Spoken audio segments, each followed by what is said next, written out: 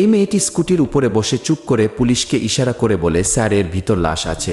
তারপরে পুলিশওয়ালা অবাক হয়ে যায় আর বলে, এটা কিভাবে সম্ভব? তখন গাড়ি থেকে নেমে ব্যাগটি দেখতে আসে। তখন মেয়েটি স্কুটির উপর থেকে নেমে ব্যাগের উপর থেকে কাগজটি তুলে নিয়ে ওখান থেকে পালিয়ে যায়, যাতে এই ছেলেটি বুঝতে না পারে। এরপর পুলিশ এসে ছেলেটিকে জিজ্ঞাসা করে, এই ব্যাগের ভিতরে কি আছে? ছেলেটি বলে, স্যার এই ব্যাগের ভিতর কিছুই নেই। তখন পুলিশ বলে, এই ব্যাগের ভিতর যা আছে এখনই আমাকে খুলে দেখাতে হবে, চলো আমাকে খুলে দেখাও। তখন ছেলেটি বলে, স্যার ব্যাগ কেন চেক করবেন যখন ব্যাগের ভিতরে কিছু নেই? তাহলে আমি ব্যাগ খুলে কি দেখাবো?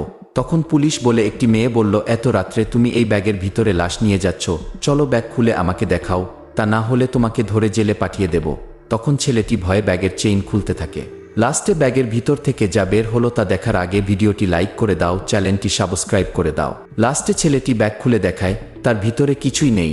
আসলে মেয়েটি পুলিশকে বোকা বানিয়ে একটি আসামিকে ভাগিয়ে নিয়ে যায়।